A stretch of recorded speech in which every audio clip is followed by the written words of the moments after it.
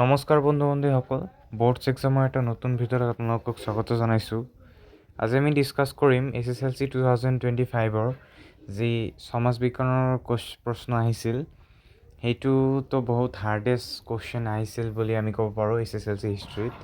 তো এইটোৰ পৰা আমি কেনেকৈ আউটকাম কৰিব পাৰিম, অৰ্থাৎ যিসকল ছাত্ৰ ছাত্ৰী 2026ত SSLC আকৌ দিবলৈ গৈ আছে, সিহঁতে কেনেদৰে পঢ়িব, এইটোৱে আমি আজিৰ ভিডিঅ'ত ডিছকাছ কৰিম। তোমালোকে নিশ্চয় ভিডিঅ'টো চোৱাৰ পিছত চেনেলটো ছাবস্ক্ৰাইব কৰি বেল আইকনটো প্ৰেছ কৰি দিবা।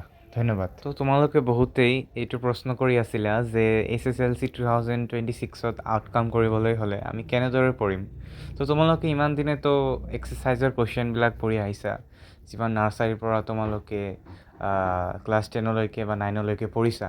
তো এতিয়াৰ পৰা তোমালোকৰ কি কৰিব লাগিব, বুকখন তোমালোকৰ থৰলি পঢ়িব লাগিব আৰু এক্সাৰচাইজ বাদ দি অকল তোমালোকৰ ভিতৰত কি আছে সেইখিনি তোমালোকৰ ভালদৰে চাব লাগিব।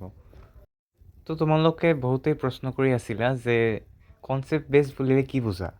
তো চোৱা, তোমালোকে যে কনচেপ্ট বেছ বুলিলে অৰ্থাৎ তোমালোকে পঢ়ি যাবা সেইখিনিয়ে নহয়, তোমালোকে বুজিবা সেইখিনিয়ে নহয়, তোমালোকৰ নিজৰ ৰিয়েল লাইফৰ লগত সেইখিনি তোমালোকৰ মেটচ কৰিব লাগিব। তো এনেকৈ ৰিলেট কৰি পঢ়িলেই তোমালোকে এটা ভাল ফল পাবা বুলি মই আশা কৰিছোঁ। আৰু তেনেহ'লে তোমালোকে এইটো টিপছ ফ'ল' কৰিলে তোমালোকে সকলো যিখিনি কুৱেশ্যন আহিব সেইবিলাক তোমালোকে এটলিষ্ট এটেম্প্ট কৰিব পাৰিবা। আৰু যিখিনি তোমালোকৰ টেক্সচুৱেলৰ পৰা নিদিয়ে, কিন্তু তোমালোকৰ যদি দিয়ে তেনেহ'লে কিবা যদি বনাই দিয়ে তোমালোকে নিজে লিখিব পাৰিবা, কিয়নো তোমালোকে সেইবোৰ প্ৰশ্ন তোমালোকে আগতেই কৰি আহিছা। তো এইটোৱে হ'ল আজিৰ তোমালোকৰ বাবে যিটো টিপছ মই লৈ আহিছিলোঁ সেইটোৱে।